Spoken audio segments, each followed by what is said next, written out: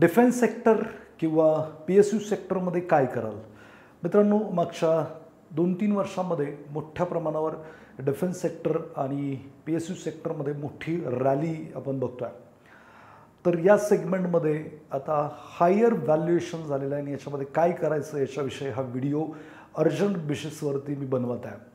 नमस्कार मित्रांनो, मी आकाश गोंदावले. मागचे 22 वर्ष झाले फायनान्समध्ये काम करतोय आणि मागच्या 10 वर्षापासून आर्थिक साक्षरता या विषयावर फायनान्शियल फ्रीडम मास्टरी या प्रोग्रामच्या माध्यमातून लोकांना गाईड करतोय. मित्रांनो, सहजच मी मगाशी डिफेन्सिव्ह स्टॉकबद्दल सर्च करत होतो की लिस्टेड डिफेन्सिव्ह स्टॉक कोणते. जसं मी गुगलला चाललं list of defence sector stock in India आणि मला ही लिस्ट समोर आली. लिस्ट समोर आल्यानंतर मी जनरली जस्ट वाचतो कोणकोणते आहेत आणि सोडून देतो, पण बरेचसे मला याच्यातले माहीत होते. तर मी यांना काय केलं की इकडे गेलो स्क्रीनरला आणि एकेकाला स्टॉकला पाहायला सुरुवात केली.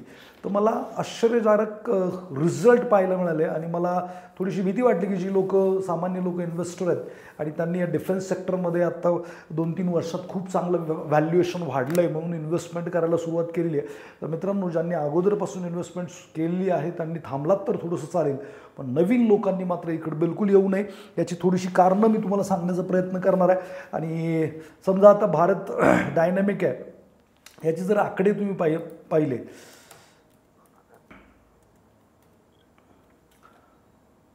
मी एक स्टॉक तुम्हाला दाखवतोय. तर 97च्या PE वरती ट्रेड करतोय, जवळपास 100चा PE आहे आणि ही चिंता करण्याची नक्कीच गोष्ट आहे. जर तुम्ही PEचा ॲव्हरेज बघितला तर याचा ॲव्हरेज मिडन PE ज्याला म्हणूयात तो 24चा आहे आणि आत्ता सध्या 100च्या आसपास PEला हा स्टॉक ट्रेड करतोय. अर्निंगचा विचार केला तर म्हणजे व्होलॅटिलिटी थोडीफार मला जाणवते. तुम्ही जर पाहाल तर सेल ग्रोथ नाही आहे, प्रॉफिट ग्रोथ मोठ्या प्रमाणात. तर याचं कारण असं आहे की इकडे तुम्ही जर बघाल ऑपरेटिंग प्रॉफिट मार्जिन मायनसवरून इकडं 25% पोहोचलेलं आहे आणि त्याच्यामुळे ते प्रॉफिट्स वाढलेले दिसत आहेत. कन्सिस्टन्सी दिसत नाही. तर 500 करोड आहे तर लगेच पुढे 352 करोड, परत 700 करोड. आणि जर एखादा जरी डीप याच्यामध्ये आलं तर आत्तापर्यंत जो माझा एक्सपिरियन्स सांगतो की जे सेक्टर लीड करतात मार्केटला वाढण्यासाठी, तर मागच्या 1-2 वर्षामध्ये 3 वर्षामध्ये या सेक्टरने लीड केलेलं आहे, मोठ्या प्रमाणावर वाढलेले आहेत. आणि जेव्हा याच्यामध्ये करेक्शन येतं तेव्हा 50-50, 60-60, 70-70% स्टॉक तुटतात. तर मित्रांनो, आत्ता जे बजेट येणार आहे याच्यामध्ये सुद्धा गव्हर्नमेंटचा फोकस याच्यावरून हटणार नाही आहे. गव्हर्नमेंट याच्यावरती फोकस 100% करणार आहे. पण अर्निंग जर म्हणाल तर यांची जी ग्रोथ आहे त्या प्रमाणात दिसत नाही आहे आणि हे फार चिंतेचा विषय. 100चा PE थोडंसं फारच महाग वाटतं आहे आणि मग सामान्य लोकांना वाटतं की बुवा स्टॉक तर खूपच चांगला करतो आहे आणि मग काय केलं पाहिजे. तर मला असं वाटतं की ज्या लोकांचं आहे त्यांनी सुद्धा इकडनं एक्झिट केली तरी काय हरकत नाही आहे. सगळ्याच म्हणजे तुम्ही जर बघाल कोचिन शिपयार्डला बघाल किंवा कोणालाही बघाल तर विचार करण्यासारखी गोष्टी आहेत. कोचिन शिपयार्ड तर हा सुद्धा स्टॉक 90च्या PE वरती जाऊन बसलेला आहे. 90चा PE इट्स अ ह्यूज. म्हणजे आकडे जर यांनी एकदा तरी सपोर्ट नाही केला तर हे पटकन खाली पडायला वेळ लागणार नाही, कारण याचं ॲव्हरेज PE 10चा आहे, मिडन PE. आणि आता तो पाक 90च्या PEला जाऊन बसणं म्हणजे it's a very dangerous situation. म्हणजे मला एवढ्या अर्जंट बेसिसवरती व्हिडिओ बनावा असा वाटला. एवढी डेंजर परिस्थिती मला याच्यामध्ये दिसते आणि सामान्य लोक अडकतील. आकडे सपोर्टिंग करतायत पण ह्यांनी एकदा जरी सपोर्ट सोडला तर हे स्टॉक पडायला. तुम्ही बघाल प्रॉफिट आणि हे जर मागच्या 3 वर्षात 10%नी वाढलं आहे किंवा सेल 9%नी वाढला आहे, आता ट्रेडिंग 12 मंथचं ओके, पण हा स्टॉक मागच्या एका वर्षात 7 ते 8 पट वाढला आहे. 772%चे रिटर्न आहेत आणि याच्यावरती जर तुम्ही आता बेट करत बसाल तर मला वाटतं मोठं नुकसान तुम्ही करू शकता. किंवा पारस डिफेन्स आहे, एकच मिनटं, तर हे आकडे मला दाखवावे वाटले तुम्हाला. पारस डिफेन्स 186च्या PE वरती ट्रेड करतोय स्टॉक. हे जर तुम्ही ROC ROE हे जर आकडे बघितलेत तर मला क्वाईट वरीड आहे मी या सगळ्याबद्दल. अर्निंग BPS सुद्धा मागच्या 1-2 क्वार्टरमध्ये साथ देत नाही आहे. 200च्या PEला हा स्टॉक जाऊन पोचलेला आहे. तर मला वाटतं की जे शहाणी लोक आहेत त्यांनी लवकरात लवकर इकडनं निघण्याचा रस्ता पकडला तरी चालेल, कारण हे डेंजर वातावरण दिसतंय. आणि याच्यामध्ये होऊच शकतं की एकदा का म्हणजे याच्यामधनं अर्निंग कमी झाल्या किंवा काकड्यांनी सपोर्ट सोडला तर हे जोरात पडण्याचे चान्सेस मला दिसतात. सो अजून आपण 1-2-4 स्टॉक बघूयात की तुम्हाला काय वाटतंय. You can think. आता हा हिंदुस्तान एरोनॉट्स 49च्या पीला आहे आणि जर तुम्ही याचे पण आकडे बघाल तर याचा जो ॲव्हरेज पी होता तो टेंटेटिव्हली 13च्या पीवरनं 50च्या पीला आहे. जे आत्ता लास्ट क्वार्टरचा अर्निंग किंवा APS वाढलेला आहे तसं APS परत वाढेल का नाही याची पण फार मोठी शंका मला आहे. सो जर तुम्ही पाहाल ग्रोथचा विषय कराल तर इथं डायरेक्टच एवढी जबरदस्त ग्रोथ आली आणि त्याच्यावरती आकडा वाढतो आहे आणि परत ती जर डाऊन झाली तर मात्र खूप मोठा ह्यूज फटका बसण्याचे चान्सेस निर्माण होतात. सो मला असं वाटतं की डिफेन्स सेक्टरमधून तुम्ही थोडंसं पाय उतार झालेलं खूप चांगलं आहे आणि लवकरात लवकर व्हा. वेळ वायाला घालू नका. याचा अर्थ असा नाही की हे स्टॉकवरती जाणार नाहीत. बघा मित्रांनो, जी गोष्ट महाग होते ते आणखीन महाग होते, अजूनसुद्धा महाग होऊ शकतात. पण नवीन लोकांनी एंट्री करून तुम्ही फसाल आणि एकदा का याच्यामध्ये फसलात तर तुम्हाला तुमची प्राईज निघायला खूप सारी वर्ष लागू शकतात. याच्यामध्ये खूप साऱ्या स्टॉक्समध्ये FIIची होल्डिंगसुद्धा कमी झालेली आहे. म्हणजे तुम्ही जर आता ह्याच्यामध्ये सुद्धा बघाल, मी याला ट्रॅक नाही केलं पण तरीसुद्धा मी FIIची होल्डिंग जर तुम्हाला दाखवली 11% आता दिसते आहे. आता इथे जर बघाल तर 12-13% यांनी 11%वरती रिड्यूस केलेली आहे. इवन तुम्ही जर DIचं म्हणाल तर 15-16-17%वरती 18%वरती होल्डिंग होती 2021ला, त्यांनी ती 8%वरती आणलेली आहे.